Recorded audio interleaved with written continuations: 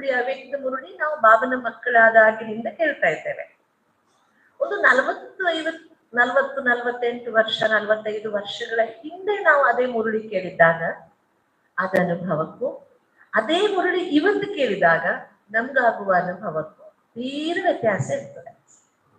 ಮುರುಳಿ ಬದಲಾಗಿಲ್ಲ, ಅದೇ ಮುರುಳಿ. ಆದ್ರೆ ನಮ್ಮ ಸ್ಥಿತಿ ಬದಲಾಗಿದೆ. ನಮ್ಮ ಸ್ಥಿತಿಯಲ್ಲಿ ಮೆಚುರಿಟಿ ಬಂದಿರೋದ್ರಿಂದ, ನಮ್ಮ ಸ್ಥಿತಿಯಲ್ಲಿ ಒಂದು ಪಕ್ವತೆ ಬಂದಿರೋದ್ರಿಂದ ನಮ್ಗ ಮುರುಳಿಯ ಆನಂದ ಬೇರೆ ರೀತಿಯಾಗಿ ಆಗ್ತದೆ. ಬಹಳ ಅದನ್ನ ಆನಂದವನ್ನ ಅನುಭವಿಸ್ಬೇಕು ನಾವು. ಮುರುಳಿ ಅದೇ, ಸಾಕಾರ ಮುರುಳಿಯೂ ಅದೇ, ಅವ್ಯಕ್ತ ಮುರುಳಿಗಳು ಅದೇ. ಆದ್ರೆ ನಮ್ಮ ಸ್ಥಿತಿ ಮೇಲೆ ಇರ್ತಾ ಹೋದ ಹಾಗೆ ಅದರ ಅನುಭವ ನಮ್ಗಾಗುತ್ತಲ್ಲ, ಆ ಗೆಹರಾಯಿಯಿಂದ ಬಾಬಾ ಏನ್ ಹೇಳ್ತಾರೆ, ಆ ಆಳ ಅದನ್ನ ನಾವು ಅನುಭವಿಸ್ಬೇಕು. ಅದಕ್ಕೆ ಬಾಬಾ ಏನ್ ಹೇಳಿದ್ದಾರೆ, 2006ರ ಮುರುಳಿ, ಅದ್ರಲ್ಲಿ ಬಾಬಾ ಏನ್ ಹೇಳಿದ್ದಾರೆ, ಯಾಕೆ ಜ್ವಾಲಾಮುಖಿ ಅನುಭವ ಬೇಕು ಅಂದ್ರೆ, ನಿಮಗೆಲ್ಲ ಬಾಲ ಇದೆ, ಆ ಬಾಲ ಸುಡುವುದಕ್ಕೆ ಬೇಕು ಅಂತ. ಯಾವ ಬಾಲ? मैं मैं पन के पूछ को जलाने के लिए ज्वालामुखी योग की जरूरत है ಅಂತ. ನಾನು ನಾನು ನಾನು ಎನ್ನುವ ಬಾಲ ಇದೆ, ಆ ಬಾಲ ಸುಡುವುದಕ್ಕೆ ನಿಮಗೆ ಏನ್ ಬೇಕು? ಜ್ವಾಲಾಮುಖಿ ಅಭ್ಯಾಸ ಬೇಕು. ನಾನಿಲ್ಲಿ ನಿಮ್ಗೆ ಸ್ವಲ್ಪ ಸಾಕಾರ ಬಾಬರವರ ರೆಫರೆನ್ಸ್ ಕೊಡುವುದಕ್ಕೆ ಇಷ್ಟಪಟ್ಟೆ. ಒಂದು 2012ರಲ್ಲಿ ಫಸ್ಟ್ ಟೈಮ್ ನಾನು ಕಾಶಿಗೆ ಹೋಗಿದ್ದೆ, ಕುಂಭಮೇಳಕ್ಕೆ ಹೋಗಿದ್ದೆ ಸೇವೆಗೆ, ಅಲಹಾಬಾದ್ಗೆ. ಅಲ್ಲಿಂದ ಮಧುಬನದ ಒಂದು ಗ್ರೂಪ್ ಜೊತೆಗೆ ಫಸ್ಟ್ ಟೈಮ್ ನನ್ನ ಲೈಫಲ್ಲಿ ಕಾಶಿಗೆ ಹೋಗಿದ್ದೆ. ಅದು ಕೊಳಕು ಕಾಶಿ ನಾನು ನೋಡಿದಾಗ. ಆದ್ರೆ ಅಲ್ಲೊಂದು ಹೋಗುವಾಗ ಒಂದು ಲಕ್ಷ್ಯ ಇತ್ತು ನಮ್ಗೆ, ಇಲ್ಲಿ ಬಾಬರವರಿಗೆ ಸಾಕಾರ ಬಾಬನಿಗೆ ಸಾಕ್ಷಾತ್ಕಾರವಾಗಿದ್ದ ಮನೆ ಇದೆಯಂತೆ, ಅದನ್ನ ನೋಡ್ಬೇಕು ಅಂತ. ಕಾಶಿ ನೋಡುವ ಉದ್ದೇಶ ಇರ್ಲಿಲ್ಲ. ನೋಡಿದಾಗ ಏನು ಅನ್ನಿಸ್ಲಿಲ್ಲ, ಯಾಕಂದ್ರೆ ಆಗಿನ ಕಾಶಿ ಹಾಗೆ ಇತ್ತು, ಕೊಳಕು ಅಂದ್ರೆ ಕೊಳಕು. ಆಮೇಲೆ ನಮ್ ಜೊತೆಗೆ ಮಧುಬನದ ಅಣ್ಣಂದ್ರಿದ್ರು ಒಂದಿಬ್ರು, ಅವರು ಆ ಮನೆ ಅಡ್ರೆಸ್ ತಗೊಂಡು ಬಂದಿದ್ರು. ಎಲ್ಲಿ ಬಾಬಾ ನಿಂತಿದ್ರಲ್ಲ ಫಸ್ಟ್, ನಿಮಗೆ ಗೊತ್ತಲ್ಲ, ಕಲ್ಕತ್ತಾದಲ್ಲಿ ಸಾಕ್ಷಾತ್ಕಾರ ಆದ್ಮೇಲೆ ಕಾಶಿಗೋಗಿ ಉಳಿದಿದ್ರು ಬಾಬಾ. ಆ ಮನೆ ನೋಡ್ಬೇಕು ಅಂತ ಅದೃಷ್ಟವಶಾತ್ ನಮ್ಗೆ ಆ ಮನೆಗೆ ಹೋಗುವಕ್ಕೆ ಅವಕಾಶ ಸಿಕ್ತು. ಅದೊಬ್ಬ ಅಗರ್ವಾಲ್ ಮಾರ್ವಾಡಿಯ ಮನೆ. ಈಗ ಅವ್ರು ಏನ್ ಮಾಡ್ತಾ ಇದ್ದಾರೆ ಅಂದ್ರೆ, ಈ ಟೆಂಟ್ ಬಿಸಿನೆಸ್ ಮಾಡ್ತಾ ಇದ್ದಾರೆ. ಆಗಿನ ಕಾಲದಲ್ಲಿ ಬಾಬನ ಪಾರ್ಟ್ನರ್ಸ್ ಅವರು, ವಜ್ರದ ವ್ಯಾಪಾರಿಗಳು. ಇವತ್ತವರು ಟೆಂಟ್ ಬಿಸಿನೆಸ್ ಮಾಡ್ತಾ ಇದ್ದಾರೆ. ಅವರ ಮೊಮ್ಮಕ್ಕಳು ಯಾರೋ ಇದ್ದಾರೆ. ಅವ್ರಿಗೆ ಬ್ರಹ್ಮಕುಮಾರರನ್ನ ನೋಡಿದ್ರೆ ಚಿಡ್ಚಿಡ, ಎಲ್ಲರೂ ಬಂದು ಕಿರಿಕಿರಿ ಮಾಡ್ತಾರೆ ಅಂತ. ಅದಕ್ಕೆ ಅವ್ರು ಯಾರಿಗೂ ಮನೆ ತೆರೆಯುವುದಿಲ್ಲ. ಆದ್ರೆ ಮಧುಬನ ದೇವರು ಸ್ವಲ್ಪ ಅವ್ರಿಗೇನೋ ಇನ್ಫ್ಲುಯೆನ್ಸ್ ಇತ್ತು, ಅಂತೂ ಇಂತೂ ನಮಗೆ ಮನೆ ಒಳಗೆ ಹೋಗಕ್ಕಾಯ್ತು. ತುಂಬಾ ಆಗಿನ ಕಾಲದ ದೊಡ್ಡ ಮನೆ, ಮೇಲ್ಗಡೆ ಒಂದು ಕೋಣೆ, ಆ ಕೋಣೆಯಲ್ಲಿ ಬಾಬಾ ನಿಂತಿದ್ರಂತೆ. ಒಂದು ತಿಂಗಳಾನುಗಟ್ಟಲೆ ಇದ್ರು ಬಾಬಾ ಮನೆಯಲ್ಲಿ ಅನ್ನುವ. ನಾನು ಯಾಕೆ ಹೇಳ್ತಿದ್ದೇನೆ, ಮೇಪನ್ಗೆ ಪೂಚ್ಕು ಜಲಾನ ಅಂದ್ರಲ್ಲ ಬಾಬಾ, ಹೇಗೆ ಪ್ರಾಕ್ಟೀಸ್ ಮಾಡಿದ್ರು ಬಾಬಾ ಅನ್ನೋದನ್ನ ಮನವರಿಕೆ ಮಾಡುವುದಕ್ಕೆ. ಆ ಕೋಣೆ ನೋಡುವುದಕ್ಕೆ ಹೋದ್ವಿ. ನಮ್ಗೆ ನಾವು ಮನೆಯಲ್ಲಿ ಇಂಟ್ರೆಸ್ಟ್ ಇರ್ಲಿಲ್ಲ, ನಮ್ಗೆ ಇದ್ದಿದ್ದು ಆ ಕೋಣೆ, ಬಾಬಾ ಇದ್ದಿದ್ದು ಕೋಣೆ ನೋಡ್ಬೇಕಂತ. ಅಲ್ಲಿ ಹೋದ್ರೆ ನಾನ್ ನಿಮ್ಗೆ ಹೇಳ್ತೇನೆ, ನಮ್ಗೆ ನಾವೆಲ್ಲ ಅಷ್ಟು ಫಾಸ್ಟ್ ಇವತ್ತಿನ ಜಗತ್ತಿಗೆ ಹೊಂದ್ಕೊಳ್ತಾ ಇಲ್ಲ. ನಮ್ಮ ಹತ್ರ ಫೋಟೋ ತೆಗಿಬೇಕು ಅಂತ ತಲೆನೂ ಇಲ್ಲ ನಮ್ಗೆ. ಆಗ ಸಣ್ಣ ಮೊಬೈಲ್ ಇತ್ತು ನಮ್ಮಲ್ಲಿ. ನಂಗನ್ನಿಸ್ತೇ ಒಂದು 12-20 ಸೈಜಿನ ಕೋಣೆ, 12-20 ಸೈಜಿನ ಕೋಣೆ, ಎತ್ತರದ ಕೋಣೆ, ಹಳೆ ಕಾಲದ ಮನೆ ಇರ್ತದಲ್ಲ ಆರ್ಸಿಸಿದೆ, ದೊಡ್ಡ ಕೋಣೆ. ಅದರಲ್ಲಿ ಒಂದು ಗೋಡೆಗೆ ಮಾತ್ರ ಪೇಂಟಿಂಗ್ ಮಾಡಿದ್ದಾರೆ, ಉಳಿದು 3 ಗೋಡೆಗಳು ಹಳೆಯ ಗೋಡೆಗಳು ಹಾಗೆ ಇದೆ. ಆ ಮನೆಯ ಹಿರಿಯ ಮನುಷ್ಯ ಒಬ್ಬೊಬ್ಬನ ಏನ್ ಹೇಳಿದ್ರು ಅಂದ್ರೆ, ಆ ಗೋಡೆಗೆ ಪೇಂಟ್ ಮಾಡಿದಾಗ ಆ ಮನೆಗೆ ಏನು ಅನಾಹುತಗಳಾಯ್ತಂತೆ. ಅದಕ್ಕೆ ಯಾರು ಜ್ಯೋತಿಷಿ ಹೇಳಿದ್ರಂತೆ, ಈ ಕೋಣೆ ಪೇಂಟ್ ಮಾಡ್ಬೇಡಿ ನೀವು ಅಂತ. ಅದಕ್ಕೆ ಹಾಗೆ ಬಿಟ್ಟಿದ್ದಾರೆ. ಅದು ನಮ್ಮ ಅದೃಷ್ಟ. ಆ 3 ಗೋಡೆಗಳೇನಿತ್ತಲ್ಲ ಅಲ್ಲಿ, ಉಳಿದ 3 ಗೋಡೆಗಳು ನಿಮ್ಗೆ ಗೊತ್ತಿದೆ, ಬ್ರಹ್ಮಭಾವ ಅಜಾನುಭಾವ. ಅಜಾನುಭಾವ ಅಂದ್ರೆ ಗೊತ್ತಲ್ಲ, ಯಾರ ಕೈ ಮೊಣಕಾಲಿಗೆ ತಾಗುತ್ತೋ ನಿಂತ್ರೆ ಅವರಿಗೆ ಅಜಾನುಭಾವ ಅಂತ ಹೇಳ್ತಾರೆ. ಎಷ್ಟೇ ಎತ್ತರ ಇರ್ಲಿ ಮನುಷ್ಯ, ನಿಂತ್ರೆ ಅವ್ರ ಕೈ ಮೊಣಕಾಲಿಗೆ ತಾಗ್ಬೇಕು, ಅವನಿಗೆ ಅಜಾನುಭಾವ ಅಂತ ಹೇಳ್ತಾರೆ. ಬ್ರಹ್ಮಭಾವರ ವ್ಯಕ್ತಿತ್ವ ಅಂತಹದ್ದು. ಮೊದಲೇ ಎತ್ತರ, ಜೊತೆಗೆ ಕೈಯು ಅಷ್ಟು ಉದ್ದ. ನೋಡಿ ಬಾಬಾ ಗೋಡೆ ನಂಗನ್ಸ್ತದ 14 ಅಡಿ ಗೋಡೆ ಅವು ಎತ್ತೆತ್ತರದು. ಸುಮಾರು ನಂಗನ್ಸಿದೆ ಬಾಬಾ 10 ಅಡಿಯವರೆಗೆ ಬರ್ದಿದ್ದಾರೆ. ಏನಲ್ಲಿ ಬರ್ದಿದ್ದಾರೆ ಗೊತ್ತಾ? ಕಲ್ಲು ಇಡ್ಲಿ ಇರ್ತದಲ್ಲ ಕಪ್ಪು ಇಡ್ಲಿ, ಅದ್ರಲ್ಲಿ ಬರ್ದಿದ್ದಾರೆ ಗೋಡೆ ಮೇಲೆಲ್ಲ. ಸಿಂಧಿಯಲ್ಲಿ ಬರ್ದಿದ್ದಾರೆ. ನಮಗೆ ಸಿಂಧಿ ಓದಕ್ಕಂತ ಬರಲ್ಲ. ಅದ್ ನಮ್ ಜೊತೆಗೆ ಮಧುಬಂದಿಂದ 2 ದಿನ ಅಣ್ಣಂದ್ರು ಇದ್ರಲ್ಲ, ಅದ್ರಲ್ಲಿ ಒಬ್ರು ಮುರಳಿ ಡಿಪಾರ್ಟ್ಮೆಂಟ್ ಅವ್ರಿಗೆ ಸಿಂಧಿ ಬರ್ತಿತ್ತು. ಅವರು ಅರ್ಥವನ್ನ ಹೇಳಿದ್ರು. ಏನ್ ಬರ್ದಿದ್ರು? ನಿಮಗೆ ಬಾಬನಿಗೆ ಎಷ್ಟು ಸಂಬಂಧಗಳಿದೆ, ಎಷ್ಟು ಜನರ ಪರಿಚಯ ಇದೆ, ಅವರೆಲ್ಲರ ಹೆಸರು ಬರೆದು ಇವ್ರಾತ್ಮ, ಜಸೋದಾತ್ಮ, ರಾಮಾತ್ಮ, ನಾರಾಯಣಾತ್ಮ, ಇನ್ನೊಂದಾತ್ಮ, ಮತ್ತೊಂದಾತ್ಮ, ಕಿಶನ್ ಆತ್ಮ, ಬಾಬನೊಬ್ಬರ ಮಗನ ಹೆಸರು ಕಿಶನ್ ಅಂತ, ಅವ್ರೆಲ್ಲರ ಹೆಸರನ್ನ ಬರೆದು ಇಡೀ ಗೋಡೆ 3 ಕಡೆ ಗೋಡೆ ತುಂಬಿಸಿದ್ದಾರೆ. ನೋಡಿ ಏನ್ ಬರ್ದಿದ್ದಾರೆ ಅದ್ರ ಮೇಲೆ? ಮತ್ತೊಂದಿಲ್ಲ, ಫುಲ್ ಗೋಡೆಗಳ ತುಂಬೆಲ್ಲ ಆತ್ಮ ಆತ್ಮ ಆತ್ಮ ಆತ್ಮ ಆತ್ಮ. ಎಂಥ ಪ್ರಾಕ್ಟೀಸ್ ಮಾಡಿರ್ಬೇಕಲ್ವಾ ಮನುಷ್ಯ, ಮೊದಲ ಮನುಷ್ಯ. ನಮಗಾದ್ರೆ ಇಷ್ಟೆಲ್ಲ ಅನುಭವಗಳಿದೆ, ಮುರುಳಿಗಳಿದೆ, ಏನು ಇಲ್ಲದ ಕಾಲದಲ್ಲಿ ಬ್ರಹ್ಮ ಬಾಬರವರ ಸಾಧನೆ. ಅದಕ್ಕೆ ಇವತ್ತು ನಾನು ಆ ಮುರುಳಿಯನ್ನ ಓದ್ತಾ ಇದ್ದಾಗ ನನ್ಗನ್ಸಿದ್ದೇನು, ಏನು ಜ್ವಾಲಾಮುಖಿ ಸ್ವರೂಪ ಅಂದ್ರೆ ಯಾಕೆ ಬೇಕು ಅಂತ ಬಾಬಾ ಹೇಳಿದ್ರು. ಮ್ಯಾಪನ್ಗೆ ಪೂಜ್ಕು ಜಲಾನಕ್ಕೆ ಲಿಯೇ ಜ್ವಾಲಾಮುಖಿ ಯೋಗಿ ಅವಶ್ಯಕತೆ ಹೈ. ನನ್ನದು ನಾನ್ ಅಂತ ಇದೆಯಲ್ಲ, ಆ ಬಾಲ ಸುಡುವುದಕ್ಕೆ ಏನ್ ಬೇಕು? ನಮಗೆ ಜ್ವಾಲಾಮುಖಿ ಯೋಗದ ಅವಶ್ಯಕತೆ ಇದೆ ಅಂತ. ಏನು ಜ್ವಾಲಾಮುಖಿ ಯೋಗ ಅಂದ್ರೆ? ನಾವೆಲ್ಲ ಜ್ವಾಲಾಮುಖಿಗಳ ಬಗ್ಗೆ ಕೇಳಿದ್ದೇವೆ ಅಲ್ವಾ? ತುಂಬಾ ವರ್ಷಗಳಿಂದ ಒಳಗೆ ಕುದೀತಾ ಇರ್ತದೆ ಲಾವಾ. ಒಂದು ದಿನ ಅದು ಸಿಡಿದು ಹೊರಗೆ ಬರ್ತದೆ. ಆ ಲಾವಾ ಸಿಡಿದು ಹೊರಗೆ ಬಂದಾಗ ಮನೆ, ಮನುಷ್ಯ ಎಲ್ಲವೂ ಕರಗಿ ಹೋಗ್ತವೆ. ಅದರಲ್ಲಿ ಏನು ನಿಮಗೆ ತುಣುಕು ಸಹ ಸಿಗುವುದಿಲ್ಲ ಹೊರಗೆ.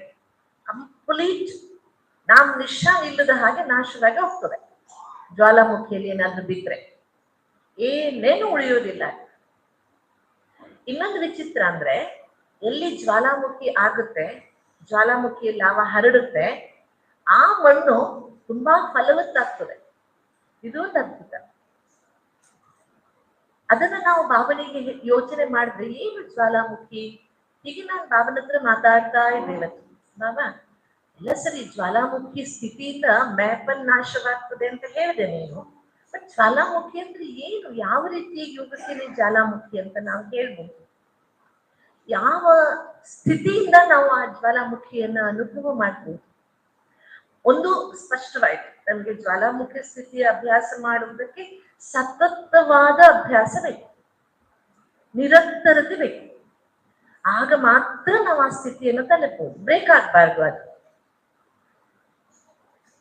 ನನ್ಗೆ ಗೀತೆ ಮೇಲೆ ಸ್ವಲ್ಪ ಜಾಸ್ತಿ ಪ್ರೀತಿ ಇರೋದ್ರಿಂದ ಒಂದು ರೆಫರೆನ್ಸ್ ಕೊಡ್ತೇನೆ ಗೀತೆಯನ್ನು.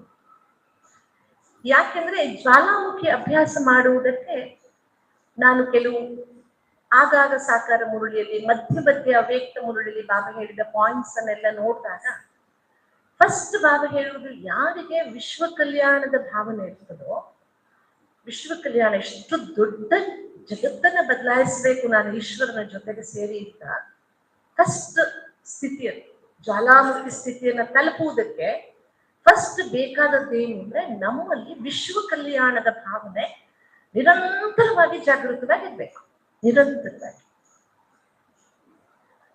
ಆಗ ಮಾತ್ರ ನಾವು ಆ ಜ್ವಾಲಾಮುಖಿ ಸ್ಥಿತಿಯನ್ನು ತಲುಪಬಹುದು.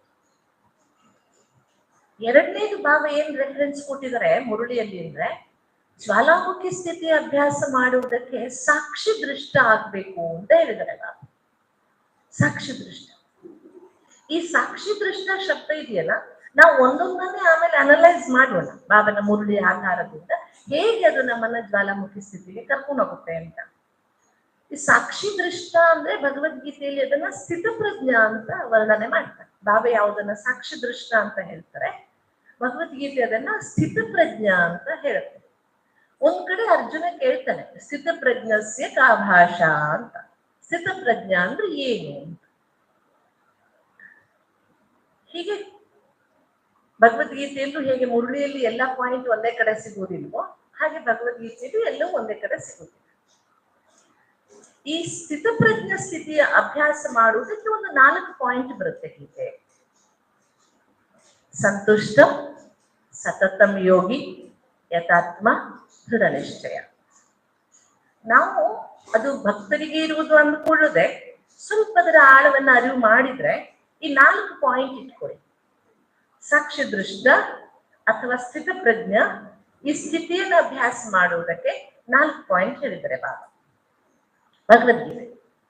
ಸಂತುಷ್ಟ, ಸತತಂ ಯೋಗಿ, ಯಥಾತ್ಮ, ದೃಢ ನಿಶ್ಚಯ.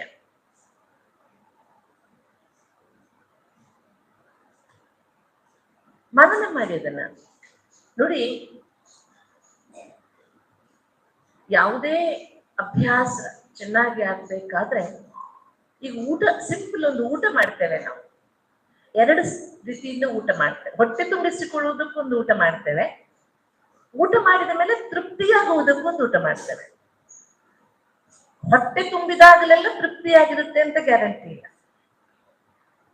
ಎಲ್ಲಿಯೋಮ್ಮೆ ಊಟ ಮಾಡಿ ಬರ್ತೇವೆ, ಯಾಕೋ ಸಮಾಧಾನ ಇಲ್ಲ, ಒಂಚೂರು ಬೆಲ್ಲ ತಿಂದು ನೀರು ಕುಡಿದ್ರೆ ಅದು ಸಮಾಧಾನ ಆಗುತ್ತೆ ಅಂತ. ಸಿಂಪಲ್ ಒಂದಿಷ್ಟು ಬೆಲ್ಲ ತಿಂದು ನೀರು ಕುಡಿದ್ರೆ ನಮ್ಗೆ ತೃಪ್ತಿ ಆಗುತ್ತೆ.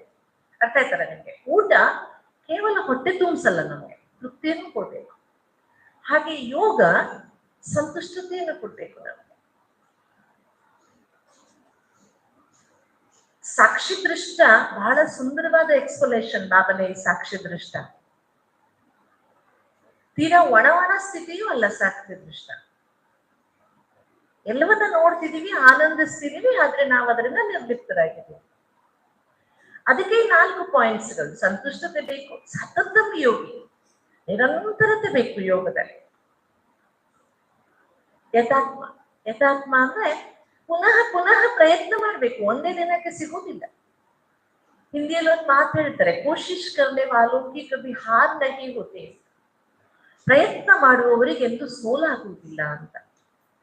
ಮರಳಿ ಯತ್ನವ ಮಾಡು, ಮರಳಿ ಯತ್ನವ ಮಾಡು. ನಾನು ಇದನ್ನ ತುಂಬಾ ಸಲ ಕೇಳ್ತೇನೆ.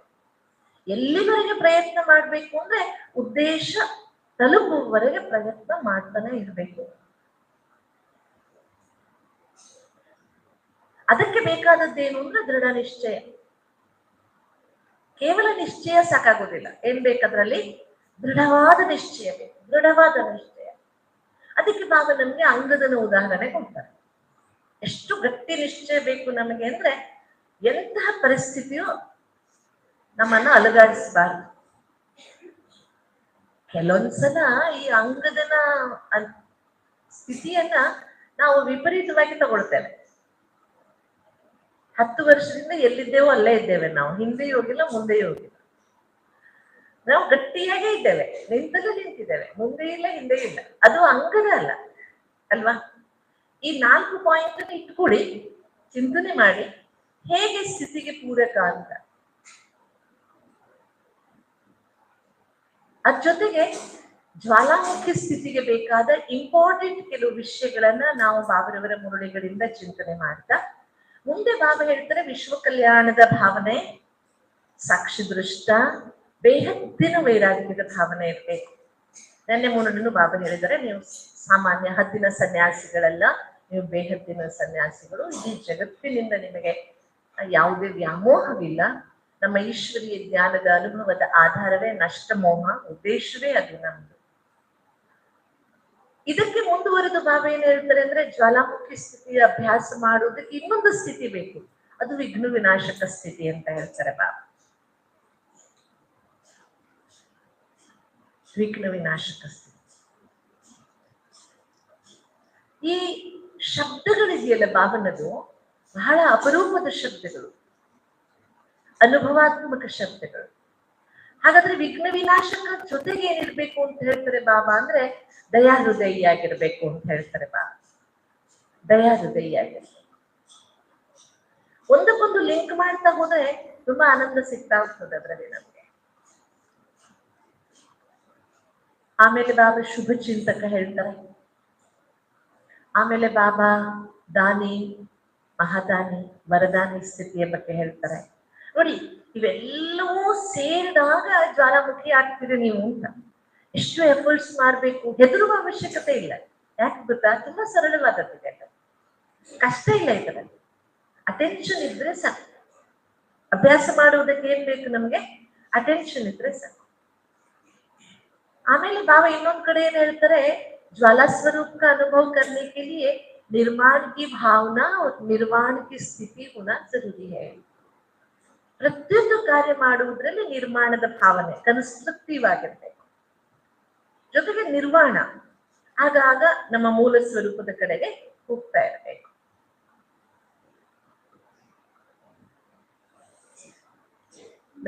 ನಾನು ಹೀಗೆ ಯೋಚನೆ ಮಾಡ್ತಿದ್ದೆ, ಜ್ವಾಲಾಮುಖಿ ಅಂದ್ರೆ ತುಂಬಾ ಸೀರಿಯಸ್ ಅಲ್ವಾ? ಇಲ್ಲ, ಬಾಬಾ ನೀವು ಜ್ವಾಲಾಮುಖಿ ಆಗ್ಬೇಕು ಅಂದ್ರೆ ಖುಷ್ನುಮಾ ಸ್ಥಿತಿ ಇರ್ಬೇಕು ಅಂತ ಹೇಳಿದಾರೆ ಬಾಬಾ. ಎಂತ ಸ್ಥಿತಿ ಇರ್ಬೇಕು? ತುಂಬಾ ಒಳಗಿನಿಂದ ಆಹ್ಲಾದದ ಖುಷಿಯ ಅನುಭವ ಮಾಡ್ತಾ ಇರ್ಬೇಕು. ಆಗ ನೀವು ಆ ಸ್ಥಿತಿಯನ್ನು ತಲುಪೋದಕ್ಕೆ ಸಾಧ್ಯ. ಇವು ಕೆಲವೊಮ್ಮೆ ಏನಿಸ್ತದೆ ನೋಡುವಾಗ ಒಂದಕ್ಕೊಂದು ವಿಪರೀತವಾದ ಸ್ಥಿತಿಗಳಲ್ಲ ಅಂತ ಅನ್ನಿಸ್ತದೆ. ಇಲ್ಲ, ಬಾಬಾ ಹೇಳುವ ಯಾವ ಸ್ಥಿತಿಯು ಎಲ್ಲವೂ ಒಂದಕ್ಕೊಂದು ಪೂರಕವೇ ವಿನಃ ವಿಪರೀತ ಅಲ್ಲ, ವಿರುದ್ಧವೂ ಅಲ್ಲ. ಆದ್ರಿಂದ ಈಗ ಫಸ್ಟ್ ನಾವು ಒಂದು ಸ್ಪಷ್ಟತೆಯನ್ನು ಇಟ್ಕೊಳ್ಳೋಣ. ಜ್ವಾಲಾಮುಖಿ ಯೋಗ ಅಂದ್ರೆ ನಿರಂತರವಾದ ಯೋಗ. ನಿರಂತರವಾದ ಯೋಗ ಅಂದ್ರೆ ಸಾಮಾನ್ಯವಾಗಿ ಶುರುವಾಗಿ ಶಕ್ತಿಶಾಲಿ ಆಗ್ತಾ ಆಗ್ತಾ ಏಕಾಗ್ರತೆ ಬಂದು ಆ ಸ್ಥಿತಿಯಲ್ಲಿ ನಾವು ನಿಲ್ಲುವುದು ಕೆಲವು ಕ್ಷಣ. ಅದಕ್ಕೆ ತಿರುಗಾಡುವ ನಡೆದಾಡುವ ಸ್ಥಿತಿಯೂ ಪೂರಕ, ನಿದ್ರಾ ಯೋಗವೂ ಪೂರಕ, ಊಟ ಮಾಡುವಾಗಿನ ಸ್ಥಿತಿಯೂ ಪೂರಕ. ಒಟ್ಟಾರೆ ನಮ್ಮ ದಿನಚರಿ ನಮ್ಮನ್ನ ಜ್ವಾಲಾಮುಖಿ ಆಗುವುದಕ್ಕೆ ಪ್ರೇರಣೆಯನ್ನ ಕೊಡುತ್ತೆ. ಇದಕ್ಕೆ ನಾನು ನಿಮ್ಗೆ ಕೆಲವು ಹಳೆಯ ಆತ್ಮಗಳು, ನೀವೆಲ್ಲ ದೀದಿ ಮನ್ಮೋಹಿನಿಯವರನ್ನ ನೋಡಿದ್ದೀರಿ. ನಮ್ಮ ಯಜ್ಞದ ದಾದಿ ದೀದಿ ಅಂತ ಫೇಮಸ್ ಆಗಿದ್ದಂತಹ ಜೋಡಿ. ನಾವೆಲ್ಲ ಬಂದಾಗ ನಮಗೆ ಯಜ್ಞದಲ್ಲಿ ಆದರ್ಶಪ್ರಾಯರಾದವರು ದೀದಿ ಮನ್ಮೋಹಿನಿ. ಅವರ ಕೊನೆಯ 6 ತಿಂಗಳುಗಳ ಸ್ಥಿತಿಯನ್ನು ನೀವು ಗಮನಿಸಿದ್ರೆ ಅವರ ಸ್ಥಿತಿ ಎಷ್ಟು ಶಕ್ತಿಶಾಲಿಯಾಗಿತ್ತು. ಇಲ್ಲಿಗೆ ನಾವು ಅದನ್ನ ರೆಫರೆನ್ಸ್ ತಗೊಳ್ಳೋಣ. ನಾವು ಯಾವಾಗ್ಲೂ ಹೇಳ್ತಾರೆ, ನಾವು ತಂದೆಯನ್ನೇ ಫಾಲೋ ಮಾಡ್ಬೇಕು, ಶಿವಬಾಬನನ್ನೇ ಫಾಲೋ ಮಾಡ್ಬೇಕು, ಆದ್ರೆ ಪೂರ್ವಜರಿಂದ ಕಲಿಬೇಕು. ನಾವು ಪೂರ್ವಜರಿಂದ ಕಲಿತಾ ಹೋದಾಗ ಆ ಸ್ಥಿತಿಯನ್ನ ತಲುಪುವುದು ನಮ್ಗೆ ಬಹಳ ಸುಲಭವಾಗುತ್ತೆ. ಇದು ಸುಮಾರು 1983ರ ಸಮಾಚಾರ ನಾನು ನಿಮ್ ಮುಂದೆ ಹೇಳ್ತಾ ಇದ್ದೀನಿ. ದೀದಿ 83 ಜುಲೈನಲ್ಲಿ ದೇಹತ್ಯಾಗ ಮಾಡಿದ್ರು. ಆದ್ರೆ ಆ ವರ್ಷ ಜನವರಿಯಲ್ಲಿ ಇನಾಗ್ರೇಷನ್ ಆಯ್ತು ಓಂ ಶಾಂತಿ ಭವನ. 83ರಲ್ಲಿ ಇನಾಗ್ರೇಷನ್ ಆಯ್ತು. ಆ ಸಂದರ್ಭದಲ್ಲಿ ಒಂದು ಹೊಸ ಹಾಡು ಬಂದಿತ್ತು ಬಾಬನದ್ದು. आदि अंत का मंत्र यही है, सबको यही सुनाना है कि अब घर जाना है. ಕೇಳಿದಿರಲ್ವ ಎಲ್ಲರೂ? ಬಹಳ ಸುಂದರವಾದ ಗೀತೆ, ಬಹಳ ಪ್ರೇರಣಾದಾಯಿಯಾದ ಗೀತೆ. ಆದಿ अंत का मंत्र यही है, सबको यही सुनाना है कि अब घर जाना है. ಬಡಿ ದೀದಿ ಅಂತ ಕರಿತಿದ್ವಿ ನಾವು ಮನ್ಮೋಹಿನಿ ದೀದಿ. ದೀದಿ ಅಷ್ಟಾಗಿ ಕ್ಲಾಸ್ ಎಲ್ಲ ಮಾಡುವವರಲ್ಲ, ಮಿಲನ ಮಾಡ್ತಿದ್ರು. ದೀದಿ ಎಲ್ಲರನ್ನ ಭೇಟಿ ಆಗ್ತಿದ್ರು, ಸಣ್ಣ ಸಣ್ಣದ ಕ್ಲಾಸ್ ಮಾಡ್ತಿದ್ರು. ಆ ಕೊನೆಯ ದಿನಗಳಲ್ಲಿ ದೀದಿಯವ್ರದ್ದು ಒಂದೇ ಮಂತ್ರ, ಅಬ್ ಘರ್ ಜಾನಾ ಹೈ. ಯಾವುದು ಮಂತ್ರ? ಅಬ್ ಘರ್ ಜಾನಾ ಹೈ. ಆ ಸ್ಥಿತಿ ಎಷ್ಟು ಉಳಿದು ಒಂದ್ ರೀತಿ, ಏನ್ ಹೇಳ್ತೀರಿ ನೀವು ಅದಕ್ಕೆ? ಗುಂಗು ಅಲ್ವಾ? ಈ ತಿಂಗಳ ವ್ಯಕ್ತ ಇಶಾರೆಯಲ್ಲಿ ಇದೆ, ಗುಂಗು ಹಿಡಿದು ಬಿಡ್ಬೇಕು ನಿಮ್ಗೆ. ನಾನು ಕರ್ಮಾತೀತ ಆಗ್ಬೇಕಂತ ಗುಂಗು ಅಂತ ಹೇಳ್ತಾರಲ್ಲ, ಒಂದೇ ಗುಂಗು. ದೀದಿಗೂ ಅದೊಂದು ಗುಂಗು ಹಿಡಿದು ಬಿಟ್ಟಿತ್ತು. ಆ ಗುಂಗು ಯಾಕೆಂದ್ರೆ ಅವ್ರದ್ದು ಅಂತಿಮ ದಿನಗಳು ಸಮೀಪಿಸಿತ್ತು. 6 ತಿಂಗಳವರ ಆ ಸ್ಥಿತಿ ಇದೆಯಲ್ಲ, ಯಾರು ಹತ್ತಿರದಿಂದ ನೋಡಿದ್ದೇವೆ, ಅದು ನಿಜಕ್ಕೂ ಆಶ್ಚರ್ಯದ ರೀತಿಯಲ್ಲಿ ದೀದಿ ತಮ್ಮನ್ನ ತಯಾರು ಮಾಡ್ಕೊಂಡಿದ್ರು. ಅಬ್ ಘರ್ ಜಾನಾ ಹೈ ಸಖಿಯಾ ಬೋಲೋ, ಅಬ್ ಘರ್ ಜಾನಾ ಹೈ. ಯಾರು ಕ್ಲಾಸ್ ಮಾಡ್ತಿದ್ರು ಅವ್ರದ್ದು ಒಂದೇ ಶಬ್ದ ಇರ್ತಿತ್ತು, ಏನಂತ? ಅಬ್ ಘರ್ ಜಾನಾ ಹೈ. ಆ ಒಂದು ಧೂನ್ ಲಗ್ಗಯಾತ, ಧೂನ್, ಅಬ್ ಘರ್ ಜಾನಾ ಹೈ. ಹಾಗೆ ನಮಗೂ ಯಾಕೆ ನಾವು ಇವರಿಂದ ಪ್ರೇರಿತರಾಗಬೇಕು ಅಂದ್ರೆ, ಯಜ್ಞದ ಜವಾಬ್ದಾರಿಯುತ ಸ್ಥಾನದಲ್ಲಿತ್ತು, ದೊಡ್ಡ ಹುದ್ದೆ ಇತ್ತು, ಜನ್ಮತಃ ಒಬ್ಬ ರಾಣಿಯ ಮಗಳು ಅವರು. ಅವೆಲ್ಲ ಪಕ್ಕಕ್ಕೆ ಇಟ್ಕೊಂಡು ತನ್ನ ಲಕ್ಷ್ಯದಲ್ಲಿ ಎಷ್ಟು ಚಂದ ಕಾನ್ಸಂಟ್ರೇಟ್ ಮಾಡ್ಕೊಂಡಿದ್ರು ಅವರು ಅಂದ್ರೆ ಆಶ್ಚರ್ಯವಾಗ್ತದೆ. ತಿರುಗಾಡ್ತಾ ನಡೆದಾಡ್ತಾ ಮಾತಾಡಿಸಿದ್ರು ಯಾರನ್ನಾದ್ರೂ, ಬೆಹನ್ ನಮ್ಗೆಲ್ಲ ಅವರು ಮುಟ್ಟಿ ಲಾಲ್ ಹೀಗೆ ಮಾತನಾಡಿಸ್ತಿದ್ರು ಸಣ್ಣ ಅಕ್ಕಂದ್ರನ್ನ. ಲಾಲ್ ಅಬ್ ಘರ್ ಜಾನಾ ಹೈ ಹೇಳುವುದೇನು? ಪ್ರತಿಯೊಬ್ಬರನ್ನ ಒಬ್ಬ ಮಾತಿಗೆ ಕಂಡ್ರೆ ಅವರಿಗೂ ಅದನ್ನೇ ಹೇಳು, ಯಾರಿಗೋ ಅಬ್ ಘರ್ ಜಾನಾ. ಹೇಗೆ ಅದೇ ಒಂದು ಗುಂಗಾಗಿ ಬಿಟ್ಟಿತ್ತು ಅವರಿಗೆ. ಈಗ ನಾವು ಬಾಬನ ಮಕ್ಕಳಾಗಿದ್ದೇವೆ,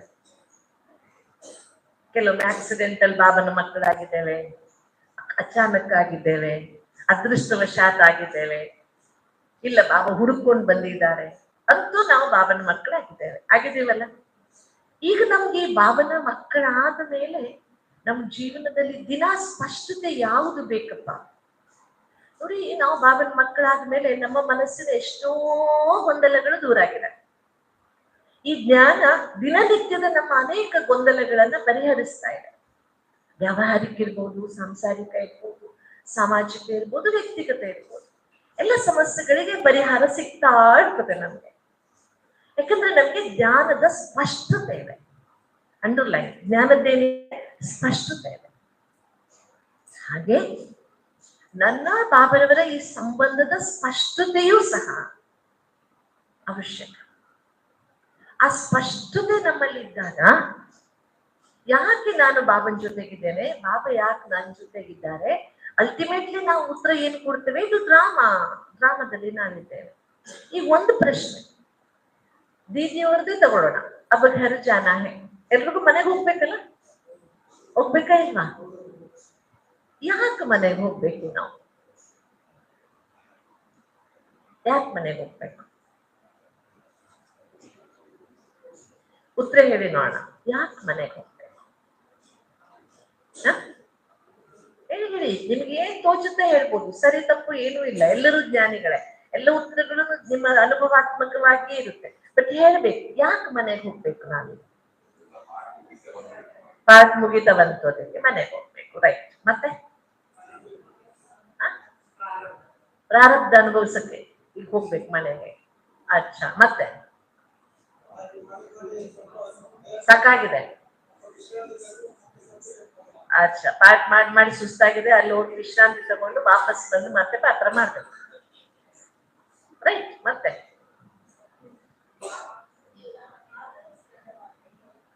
ನಮ್ ನಿಜ ಮನೆ ಅದು, ಅಲ್ಲಿ ಹೋಗ್ಲೇಬೇಕು, ದಾರಿ ಇಲ್ಲ ಬೇರೆ. ಮತ್ತೆ ಹೇಳಿ, ಮತ್ತೆ ಯಾಕೆ ಮನೆಗೆ ಹೋಗ್ಬೇಕು? ಬಾಬಾ ಬಿಡಲ್ಲ ಹೋಗ್ತಿದ್ದೆ. ಮತ್ತೆ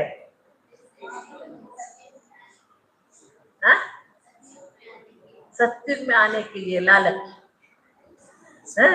ठीक है, ಹೋಗೋಣ. ಮತ್ತೆ ಈಗ ಒಂದು ಪ್ರಶ್ನೆ ನಿಮ್ಮ ಮುಂದೆ, ಒಂದು ಪ್ರಶ್ನೆ. ನೀವು ಇಲ್ಲಿ ಕೂತಿದ್ದೀರಾ, ನಿಮಗೆ ಮೋದಿ ಫೋನ್ ಬರುತ್ತೆ ಈಗ, ನಾಳೆ ನಿಮ್ ಜೊತೆ ಚಾಯ್ ಕುಡಿತೀನಿ ನಾನು, ಬನ್ನಿ ಅಂತ. ಚಾಯ್ ವಿತ್ ಮೋದಿ, ಹೋಗ್ತೀರಾ ಇಲ್ವಾ? ಭಾರಿ ಖುಷಿಯಿಂದ ಮೋದಿ ಕರೆದಿದ್ದಾರ. ಇದೇ ಉತ್ತರ.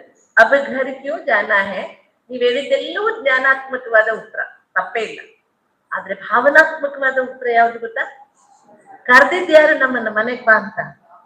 ಕರ್ಕೊಂಡೋಗಕ್ ಬಂದವನು ಯಾರು ನಮ್ಮನ್ನ ಮನೆಗೆ? ಬಾಬಾ ಯಾರು? ಈ ಜಗತ್ತಿನ ಒಡೆಯ, ಈ ಜಗತ್ತಿನಲ್ಲಿ ಎಲ್ಲರಿಗಿಂತ ಶ್ರೇಷ್ಠನಾದವನು. ಅವನು ನಮ್ಮನ್ನ ಕರ್ಕೊಂಡು ಹೋಗಕ್ ಬಂದಿದ್ದಾನೆ. ಇನ್ವಿಟೇಷನ್ ಯಾರ್ದು ನಮಗೆ ಮನೆಗೆ ಹೋಗಕ್ಕೆ? ಯಾರ್ದು? ಪರಮಾತ್ಮನ ಇನ್ವಿಟೇಷನ್ ಇದೆ, ಅವನು ಬಂದಿದ್ದಾನೆ ಕರ್ಕೊಂಡು ಹೋಗಕ್ಕೆ. ಅದಕ್ಕೆ ನೋ ಬಹಾನ, ನಥಿಂಗ್, ನೋ ಸೆಕೆಂಡ್ ಥಾಟ್. ಯಾಕೆ ಹೋಗ್ತಿದೀವಿ ನಾವು ಮನೆಗೆ? ಇದೆಲ್ಲವೂ ಸರಿ, ಡ್ರಾಮಾ ಮುಗಿತಿದೆ, ರೆಸ್ಟ್ ತಗೋಬೇಕು, ಮನೆಗೆ ಹೋಗ್ಬೇಕು, ಮನೆಗೆ ಹೋಗ್ತಿದ್ರೆ ಸತ್ಯುಗ ಬರಲ್ಲ, ಮನೆಯಿಂದ ಅಗಲಿದ್ದೀವಿ, ಎಲ್ಲವೂ ಜ್ಞಾನದಿಂದ ತಪ್ಪುತ್ರ ಅಲ್ಲ. ಆದ್ರೆ ನಾನು ಮನೆಗೆ ಹೋಗ್ಬೇಕು ಅನ್ನೋ ಒಳಗಿನ ಜ್ವಾಲೆ ಜಾಗೃತವಾಗ್ಬೇಕಾದ್ರೆ ದಿನ ನೆನಪಾಗಿರ್ಬೇಕಾಗಿರೋದು, ನನ್ನನ್ನು ಕರ್ಕೊಂಡು ಹೋಗಕ್ಕೆ ಯಾರು ಬಂದಿದ್ದಾರೆ? ಇನ್ವಿಟೇಷನ್ ಯಾರದು?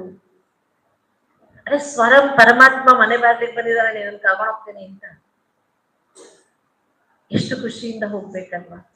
ನೋಡಿ, ನನ್ನ ಸ್ಥಿತಿ ಶಕ್ತಿಶಾಲಿಯಾದ ಸ್ಥಿತಿ ಆಗ್ಬೇಕಾದ್ರೆ ಒಂದಾದ್ರೂ ನನ್ಗೆ ಭಾವನೆಯನ್ನ ಸ್ಟಿಮ್ಯುಲೇಟ್ ಮಾಡುವಂತಹ ಪಾಯಿಂಟ್ ಬೇಕು ನನ್ನ ಒಳಗಡೆ. ನನ್ನ ಭಾವನೆಯನ್ನ ಸದಾ ಜಾಗೃತವಾಗಿಡುವಂತಹ ಎಂಥ ಪರಿಸ್ಥಿತಿಯು ನನ್ನ ಒಳಗಿನ ಆ ಭಾವನೆಯ ಆ ಗಾಢತೆಯನ್ನ, ಆ ಭಾವನೆಯ ಮೂಲ ಚಿಂತನೆಯನ್ನ ನಾಶ ಮಾಡಬಾರ್ದು. ಅಂತಹ ಸ್ಥಿತಿ ಬೇಕು ಯಾವ ಪರಿಸ್ಥಿತಿಯೂ ಸಹ. ಬಹುಶಃ ನೆನ್ನೆದೆ ಮುರುಳಿನ ಬಾಬು ಹೇಳಿದರೆ, ಯಾವ ಪರಿಸ್ಥಿತಿಯು ಸಂಘವು ನಿಮ್ಮನ್ನ ಹಲ್ಚಲ್ನಲ್ಲಿ ತರಬಾರ್ದು. ಅಂತಹ ಅಚಲವಾದ ಸ್ಥಿತಿ ಬೇಕು ನಮಗೆ. ಅದಕ್ಕೆ ನಾವು ಕಣ್ಣಾರೆ ನೋಡಿದಂತಹ ಅಬ್ ಘರ್ ಜಾನಾ ಹೇ ಎನ್ನುವ ದೀದಿಯವರ ಸ್ಥಿತಿ ಇರಬಹುದು. ಇನ್ನೊಂದು ಉದಾಹರಣೆ ಕೊಡ್ತೇನೆ ನಾನು. ಜ್ವಾಲಾಮುಖಿ ಸ್ಥಿತಿ ಅಂದ್ರೆ ತುಂಬಾ ಶಕ್ತಿಶಾಲಿಯಾಗಿ ಯೋಗ ಮಾಡ್ತಾರೆ ಅಲ್ಲ. ನಾ ಬಡಿದಾದೀಜಿಯವರ ಅಂತಿಮ ದಿನಗಳನ್ನು ಹತ್ತಿರದಿಂದ ನೋಡಿದ್ದೇನೆ. ಬಡಿದಾದೀಜಿ ಅಂದ್ರೆ ದಾದಿ ಪ್ರಕಾಶ್ನ ಯಾವುದೋ ಒಂದು ಕೆಲಸಕ್ಕೋಸ್ಕರ ಮೌಂಟ್ ಅಬ್ ಹೋಗಿದ್ದೆ, ಶಾಂತಿವನಕ್ಕೆ. ದಾದಿ ಆಗ್ಲೇನೆ ದಾದಿಗೆ ಹುಷಾರಿರ್ಲಿಲ್ಲ. ದಾದಿ ಕಾಟೇಜ್ ಅಲ್ಲಿ ಇದ್ವಿ. ನಂಗೆ ತುಂಬಾ ಮನಸ್ಸಾಯ್ತು, ದಾದಿಯನ್ನು ಒಮ್ಮೆ ನೋಡ್ಕೊಂಡು ಬರೋಣ, ಹೇಗೆ ಅಟ್ಲೀಸ್ಟ್ ಒಂದು ಝಲಕ್ ನೋಡ್ಕೊಂಡು ಬರ್ಬೇಕು. ಯಾಕಂದ್ರೆ ದಾದೀಜಿಯವ್ರ ಜೊತೆಗೆ ನಮ್ದೆಲ್ಲ ಇಮೋಷನ್ಸ್ ಇದೆ. ನಮ್ ಜೀವನಕ್ಕೆಲ್ಲ ಪ್ರೇರಣೆ. ನಾನೆಂದು ಬ್ರಹ್ಮಕುಮಾರಿಯಾಗಿ ನಿಂತಿರುವುದಕ್ಕೆ ಯಾರಾದ್ರೂ ಆಧಾರ ಅಂದ್ರೆ ಬಾಬನ್ ಬಿಟ್ಟ ಮೇಲೆ ದಾದಿ. ಅದಕ್ಕೆ ಒಂದ್ಸಲ ನೋಡ್ಕೊಂಡ್ ಬರೋಣ ಅಂತ. ನಿಮಗ್ ಗೊತ್ತಿದೆ, ಅಷ್ಟು ಈಸಿ ಕಾಟೇಜ್ ಅಲ್ಲಿ ಯಾರನ್ನು ಬಿಡ್ತಿರ್ಲಿಲ್ಲ. ಅನುಮಾನ ಮಾಡ್ತಾ ಹೋದೆ ಕಾಟೇಜ್ ಹತ್ರ. ಅಲ್ಲಿ ವಿಶ್ವನಾಥ್ ಬಾಯಿದು, ಅಲ್ಲಿ ಬನ್ನಿ ಬನ್ನಿ ವೀಣಾಬೆನ್ ಅಂತ ಕರೆದು ಒಳಗೆ ಹೋದೆ. ಆಶಾಬೆನ್ ಕೂತಿದ್ರು ದಾದಿ ಪಕ್ಕದಲ್ಲಿ. ಮುರುಳಿ ಓದ್ತಾ ಇದ್ರು ದಾದಿಗೆ. ದಾದಿ ಹೀಗೆ ಮಲಗಿದ್ರು. ದಾದಿ ಮುರುಳಿ ಕೇಳ್ತಾ ಇದ್ರು. ಕೂತ್ಕೋ ವೀಣಾ ಅಂದ್ರು ಆಶಾಬೆನ್. ನಾನು ಅಲ್ಲೇ ಕೂತೆ. 15 ನಿಮಿಷ ಆಯ್ತು ಓದ್ತಾ ಇದ್ರು ಆಶಾಬೆನ್. ಮುರುಳಿ ನಿಧಾನಕ್ಕೆ ಓದ್ತಾ ಇದ್ರು. ಅಷ್ಟೊತ್ತಿಗೆ ಆಶಾಬೆನ್ಗೆ ಫೋನ್ ಬಂತು, ಹೋಗ್ಬೇಕು. ನನ್ಗೇನ್ ಹೇಳಿದ್ರು ಆಶಾಬೆನ್, ನೀನು ದಾದಿಗೆ ಮುರುಳಿ ಓದ್ತಾ ಇರು, ನಿಲ್ಲಿಸ್ಬಾರ್ದು ದಾದಿಗೆ ಮುರುಳಿನ. ನನ್ನ ಹತ್ರ ಮುರುಳಿ ಕೊಟ್ಟು ಓದ್. ಅನ್ಕೊಳ್ತೀನಿ ಅದು ಒಂದು ನನ್ನ ಸಂಗಮ ಯುಗದ ಭಾಗ್ಯ. ನಾನ್ ಪಕ್ಕದಲ್ಲಿ ಕೂತ್ಕೊಂಡು ಮುರುಳಿ ಓದಕ್ಕೆ ಶುರು ಮಾಡಿದೆ. ಅವ್ರು ಯಾವ ಪೇಜ್ ನಿಲ್ಸಿದ್ರು ಅಲ್ಲಿಂದ ಮುಂದೆ ನಾನು ಮುರುಳಿ ಓದ್ತಾ ಇದ್ದೀನಿ. ದಾದಿ ಕಣ್ಣು ಮುಚ್ಚಿದ್ರು. ನಾನ್ ತಿಳ್ಕೊಂಡೆ ದಾದಿಗೆ ನಿದ್ದೆ ಬಂತು, ಈಗ ಡಿಸ್ಟರ್ಬ್ ಮಾಡೋದು ಬೇಡ ಅಂತ ನಾ ಮುರುಳಿ ಸ್ಟಾಪ್ ಮಾಡಿದೆ. ಒಂದು 30 ಸೆಕೆಂಡ್ ಆಗಿರ್ಬೋದು ಮುರುಳಿ ಸ್ಟಾಪ್ ಮಾಡಿ. ಕ್ಯೋ ಬಂದ್ ಕಿಯಾ ಅಂತ ಕೇಳಿದ್ರು ನಾನು. क्यों बंद किया? दादी आपके आंख लग गई थी। नहीं ना, आंखों में थोड़ा थकान हो रहा था, मैंने आंख बंद किया है। मुरली सुना. ನಾನು ಮುರುಳಿ ಓದಕ್ಕೆ ಶುರು ಮಾಡಿದೆ. ಆಗ ದಾದಿಗೆ ಸ್ವರ ಚೇಂಜ್ ಆಗಿದ್ದು ಗೊತ್ತಾಯ್ತು. ಅಷ್ಟೊತ್ತು ಗೊತ್ತಾಗ್ಲಿಲ್ಲ. ಅಚ್ಚಾ ಆಶಾ ಚಲಿ ಗೈ, ತುಮ್ ವೀಣಾ बैठी हो ಅಂದ್ರು ದಾದಿ ಕಣ್ತಿರಿಸಿ. ಹಾ ದಾದಿ, ಅಚ್ಚಾ ಸುನಾವ್. ನೋಡಿ ಆ ಸ್ಥಿತಿ. ತುಂಬಾ ಶರೀರಕ್ಕೆ ತೊಂದರೆಗಳಿದೆ, ಪೈಪ್ಗಳನ್ನೆಲ್ಲ ಹಾಕಿದ್ದಾರೆ, ದೈಹಿಕವಾಗಿ ತುಂಬಾ ಹಿಂಸೆ ಇದೆ. ಆದ್ರೆ ಆ ಸ್ಥಿತಿ ಏನಿತ್ತಲ್ಲ, ಅದ್ಭುತವಾದ ಸ್ಥಿತಿ. ದಾದಿ ಯಾವಾಗ್ಲೂ ಹೇಳ್ತಿದ್ರು, ನನ್ ಒಂದೇ ಆಸೆ, ಶರೀರ ಬಿಡುವಾಗ ಬಾಬನ್ ಮುರುಳಿ ಕೇಳ್ತಾ ಬಾಬನ್ ಜೊತೆಗೆ ನಾನು ಶರೀರ ಬಿಡ್ಬೇಕು.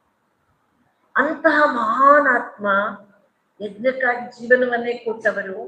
ಅವರ ಸ್ಥಿತಿಗೆ ಆಧಾರ ಏನಾಗಿತ್ತು ಅಂದ್ರೆ ಬಾಬನ ಮುರುಳಿ.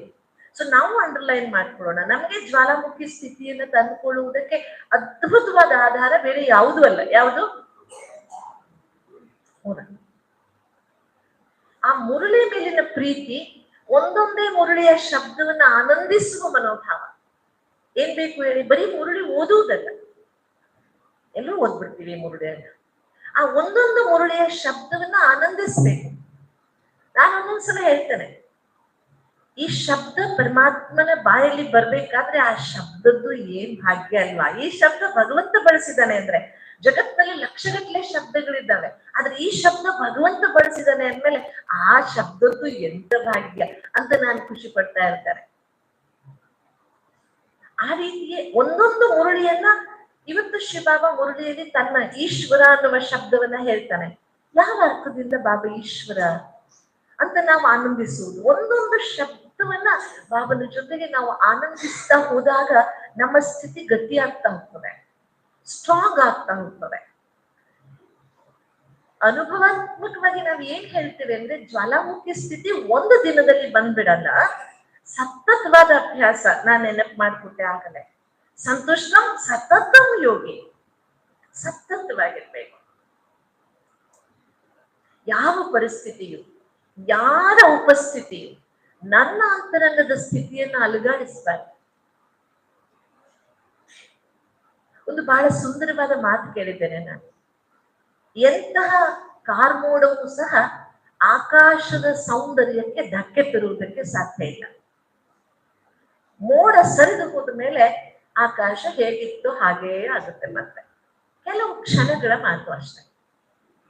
ಹಾಗೆ ಎಂತಹ ಪರಿಸ್ಥಿತಿಯು ನನ್ನ ಅಂತರಂಗವನ್ನ, ನನ್ನ ಸ್ಥಿತಿಯನ್ನ, ನನ್ನ ಮೂಲ ಉದ್ದೇಶವನ್ನ ಅಲುಗಾಡಿಸ್ತಾರೆ.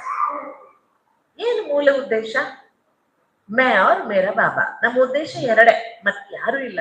ನಾನು, ನನ್ನ ಅಸ್ತಿತ್ವ ಯಾರಿಂದ? ಬಾಬರವರಿಂದ. ನಾನು ಇವತ್ತಿಲ್ಲಿ ಇದ್ದೇನೆ ಅಂದ್ರೆ ಇದಕ್ಕೆ ಕಾರಣ ಯಾರು? ಬಾಬಾ. ನನ್ನ ಈ ಜೀವನ ಯಾರಿಗೋಸ್ಕರ? ಬಾಬನಿಗೋಸ್ಕರ ಅಲ್ವಾ? ನೀವು ಅನ್ಕೊಳ್ಳಿ, 84 ಜನ್ಮ ನಾವು ಮನುಷ್ಯರ ಜೊತೆಗೆ ಬದುಕಿದೀವಿ. ಈ ಒಂದು ಜನ್ಮ ಭಗವಂತನ ಜೊತೆಗೆ ಬದುಕುವ ಭಾಗ್ಯ ಸಿಕ್ಕಿದೆ ನಮ್ಗೆ, ಯಾವುದೇ ಇಲ್ವಾ? ಯಾರ್ಯಾರು ಅನ್ಕೊಳ್ತೀರಿ ಇದು ಬಹಳ ಶ್ರೇಷ್ಠವಾದ ಜೀವನ, ಭಗವಂತನ ಜೊತೆಗೆ ಬದುಕಕ್ಕೆ ಅವಕಾಶ ಸಿಕ್ಕಿದೆ ನಾವು. ನೀವು ನೋಡಿ, ಜಸ್ಟ್ ಒಂದು ಕಂಪ್ಯಾರಿಸನ್ ಮಾಡ್ಕೊಳ್ಳಿ. ಈಗ ಅಮಿತಾಬ್ ಬಚ್ಚನ್ ಡ್ಯಾನ್ಸ್ ಮಾಡ್ತಾ ಇರ್ತಾನೆ, ಫೇಮಸ್, ದ ಬಿಗ್ ಬಿ. ಅವನು ಹಿಂದೆ 100 ಜನ ಡ್ಯಾನ್ಸ್ ಮಾಡ್ತಾ ಇರ್ತಾರೆ, ಎಲ್ಲ ಗ್ರೂಪ್ ಅಲ್ಲಿ ಡ್ಯಾನ್ಸ್ ನಡೀತಾರೆ. ಅವನ ಹಿಂದೆ 100 ಜನ ಇರ್ತಾರೆ. ಅವ್ರು ಯಾರ ಮೇಲೂ ಫೋಕಸ್ ಬೀಳಲ್ಲ. ಫೋಕಸ್ ಯಾರ ಮೇಲೆ ಇರುತ್ತೆ?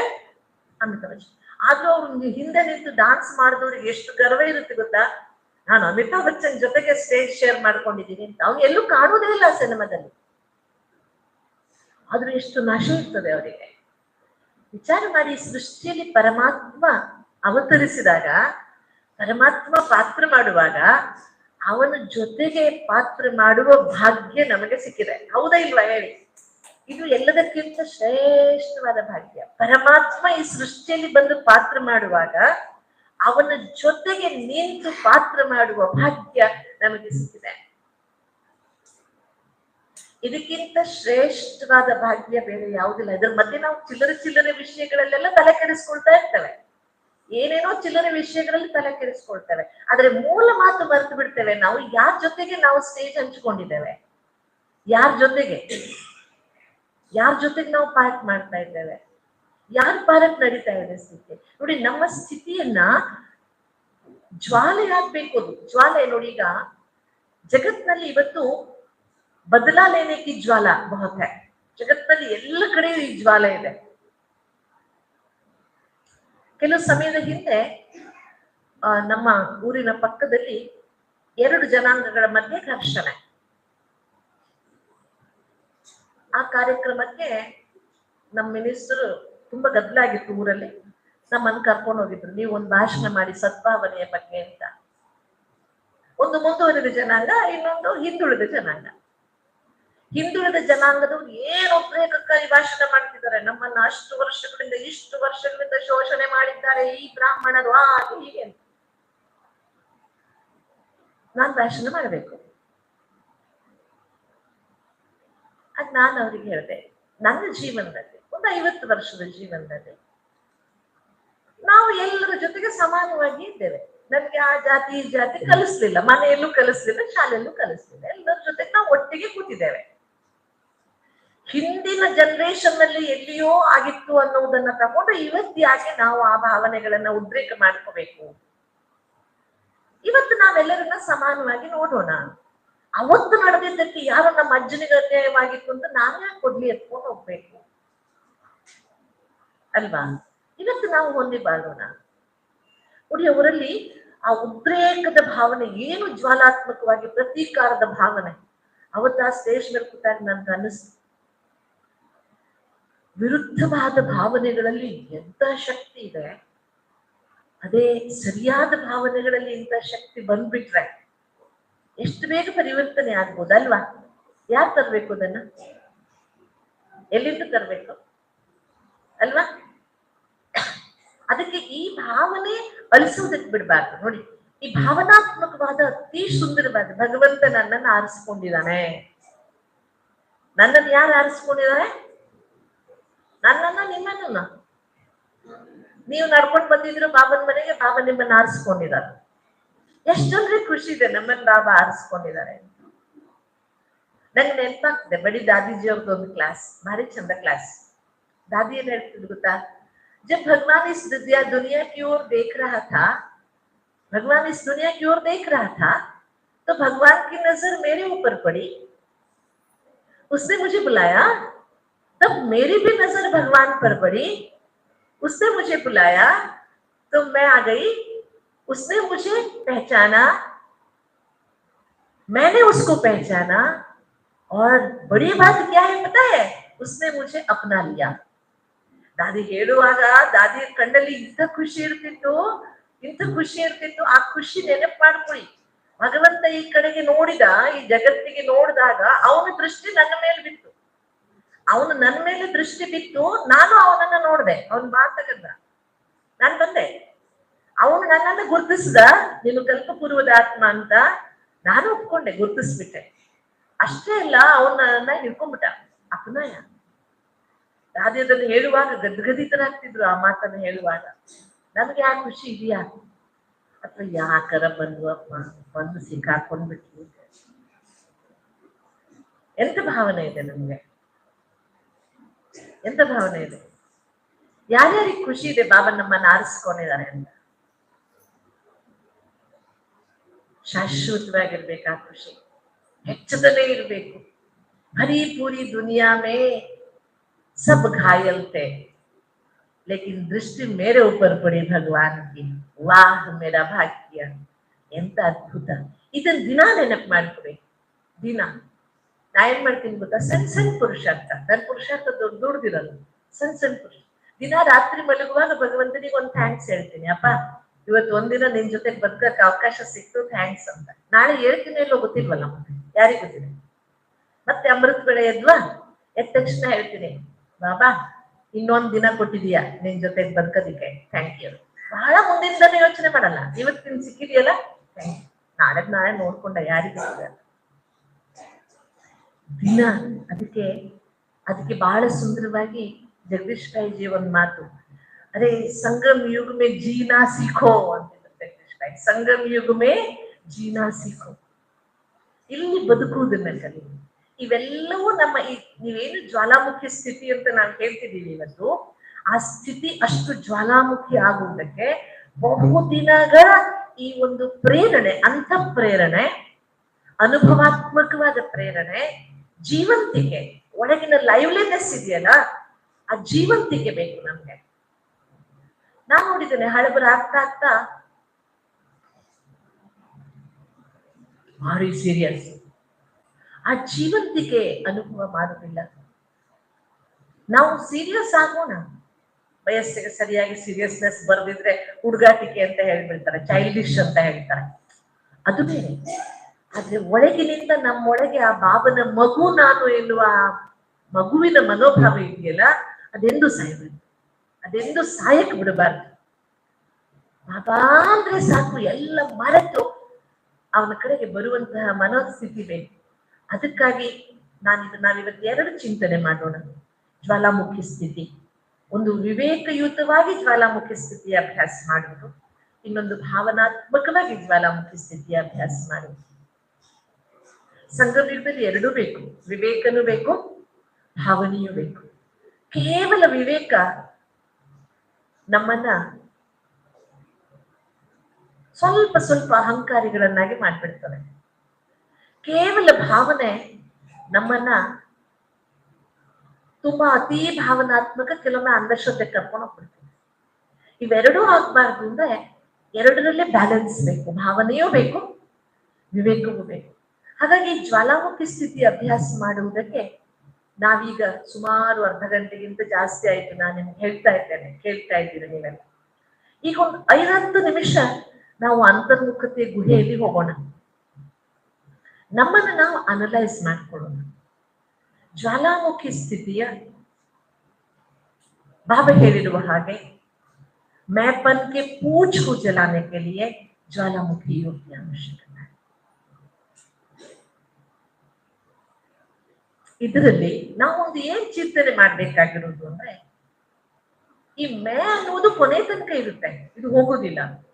ಆದ್ರೆ ಮೇ ಅನ್ನುವುದು ಅಹಂಕಾರಕ್ಕೆ ಬದಲಾಗಿ ಆತ್ಮಿಕ ಭಾವವಾಗಿ ಬದಲಾಗುತ್ತೆ ಅಷ್ಟೇ, ಇದೇ ಇರುತ್ತೆ. ಅದು ನಾನು ಆತ್ಮ ಅನ್ನುವ ಅನುಭವ ಉಳಿಯುತ್ತೆ ಕೊನೆಗೆ. ನಾನು ಆತ್ಮ ಅಂತ ಅಂದಾಗ ನಾನು ಎಂತಹ ಆತ್ಮ ಅಂತ ಮತ್ತೆ ಅನಲೈಸ್ ಮಾಡ್ತಾ ಹೋಗ್ತೇವೆ ನಾವು ನಮ್ಮನ್ನ, ಅಲ್ವಾ? ಅದಕ್ಕೆ ಈಗ ನಾವು ಸ್ವಲ್ಪ ಸಿಂಪಲ್ ಪುರುಷಾರ್ಥ, ರಾಜಯೋಗದ ಮೊದಲನೇ ಆಧಾರ ಅಪನೇಕೋ ಆತ್ಮ ಸಮಜೋ ಮುಜೆ ಯಾದ್ ಕರೋ. ರಾಜಯೋಗ ಅಂದ್ರೇನು? ಬಾಬರವರ ಭಾಷೆಯಲ್ಲಿ ತುಂಬಾ ದೊಡ್ಡ ಶಬ್ದ ಇಲ್ಲ, ಅಪನೇಕೋ ಆತ್ಮ ಸಮಜೋ और मुझे याद करो. ಈಗ ನಾವು ಫಸ್ಟ್ ಆ ಅಭ್ಯಾಸವನ್ನ ಮಾಡೋಣ.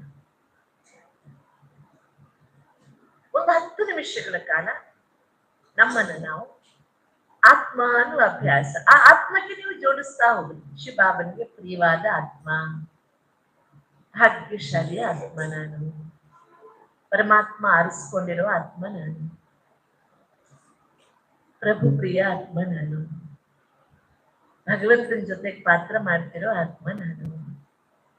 ಆದ್ರೆ ಆತ್ಮ ಎನ್ನುವುದು ನೆನಪಿರ್ಬೇಕು. ದೇಹ ಭಾವ ಬರುತ್ತಾ ನೋಡೋಣ, ಬಂದ್ರೆ ಬಹಳ ತಲೆ ಕೆಡಿಸ್ಕೋಬೇಡಿ, ಪಕ್ಕಕ್ಕೆ ಸರಿಸರಿ ಮತ್ತೆ ಆತ್ಮ ಅಂತ ಅಭ್ಯಾಸ ಮಾಡಿ. ಬರುತ್ತೆ, ಎಲ್ಲಿ ಹೋಗುತ್ತೆ? 63 ಜನ್ಮದ ಯಾಕೆ 84 ಜನ್ಮದ ಸಾಧ್ಯ ಅಲ್ವಾ? ಅದು ಹೋಗ್ಬಿಡುದಿಲ್ಲ ಅಷ್ಟು ಬೇಗ. ಆದ್ರೆ ಆತ್ಮಭಾವ ಎಷ್ಟಿತ್ತು ಆಮೇಲೆ ಚೆನ್ನಾಗಿ ಅನುಭವ ಮಾಡಿದ ಮೇಲೆ ನೋಟ್ಬುಕ್ ನಲ್ಲಿ ನಾವು ಬರೆಯೋಣ. ಈ 10 ನಿಮಿಷದ ಯೋಗದ ನಂತರ ನಾನು ಆತ್ಮ ಅನುಭೂತಿಯನ್ನ ಎಷ್ಟು ಪರ್ಸೆಂಟೇಜ್ ಮಾಡುವುದರಲ್ಲಿ ಸಫಲ ಆದೆ ಬರೆಯೋಣ. ಆಗುತ್ತೆ? ನಮ್ಮನ್ನ ನಾವೇ ಚೆಕ್ ಮಾಡ್ಕೊಳ್ಳೋಣ. ನೆನ್ಪಿಟ್ಕೊಳ್ಳಿ, ಜ್ವಾಲಾಮುಖಿ ಸ್ಥಿತಿ, ಶಕ್ತಿಶಾಲಿಯಾದ ನೆನಪಿನ ಅಭ್ಯಾಸ ಮಾಡುವುದಕ್ಕೆ ಬೇಸಿಕ್ ಯಾವುದು ಅಂದ್ರೆ, ಉದ್ದೇಶ ಯಾವುದು ಅಂದ್ರೆ, मैं पन के पूंछ को जलाना. मैं पन के पूंछ को जलाने के लिए इस मैं को बदलना होगा. ಏನ್ ಮಾಡ್ಬೇಕು? ಈ मैं ಅನ್ನ ಬದಲಾಯಿಸ್ಬೇಕು. ಹೌದಾ? ಬದಲಾಯಿಸ್ಬೇಕು. ಬದಲಾಯಿಸುವುದು ಹೇಗೆ ಅಂದ್ರೆ ಸಂಪೂರ್ಣವಾಗಿ, ಹೇಗೆ ಮಣ್ಣು ಸುಟ್ರೆ ತನ್ನ ಗುಣ ಎಲ್ಲ ಕಳ್ಕೊಂಡ್ಬಿಡುತ್ತೆ. ಹೌದಾ ಇಲ್ವಾ ಹೇಳಿ? ಸಿಂಪಲ್ ಮಣ್ಣು ನಿಮ್ಗೆ ಹಾಕಿದ್ರೆ ಧೂಳಾಗುತ್ತೆ ಮೈ, ಕಲಸಿ ಹಾಕಿದ್ರೆ ಮಣ್ಣು ಕೊಳಕಾಗುತ್ತೆ ಮೈ. ಅದೇ ಮಣ್ಣನ್ನ ಕಲಸಿ ಗಟ್ಟಿ ಮಾಡಿ ಬಟ್ಟೆಯಲ್ಲಿ ಹಾಕಿ ಒಣಗಿಸಿ ನಿಮಗೆ ಬಡದ್ರೆ ತಲೆ ಹೊಡೆದೋಗುತ್ತೆ. ಅರ್ಥ? ಮಣ್ಣಿನ ರೂಪಾಂತರ. ಹಾಗೆ ನಾನು ಆತ್ಮ, ನಾನು ಅನ್ನುವುದಂತೂ ಇದ್ದೇ ಇದೆ. ಸೃಷ್ಟಿ ನಾಟಕದ ಪ್ರಾರಂಭದಿಂದ ಕೊನೆಯ ತನಕ ಇರುವ ಶಬ್ದವೇ. ಅದನ್ನ ನಾವು ರೂಪಾಂತರ ಮಾಡ್ತಿದ್ದೀವಿ. ಯಾರ ಸಂಘದಿಂದ ರೂಪಾಂತರ ಮಾಡ್ತಿದ್ದೀವಿ? ಸಿಂಪಲ್. ಯಾರ ಸಂಘದಿಂದ? ಶಿವಬಾಬರವರ ಸಂಘದಿಂದ. ಸರಿಯಾ? ಅದಕ್ಕೆ ಈಗ ಟ್ರಾಫಿಕ್ ಕಂಟ್ರೋಲ್ ಜೊತೆಗೆ 10 ನಿಮಿಷ ಗಾಢವಾದ ಅನುಭವ, ಅಂತರ್ಮುಖತೆಯ ಗುಹೆಯಲ್ಲಿ ಹೋಗೋಣ. ನಾನು ಆತ್ಮ ಎನ್ನುವುದನ್ನ ಪಕ್ಕಾ ಅಭ್ಯಾಸ ಮಾಡೋಣ.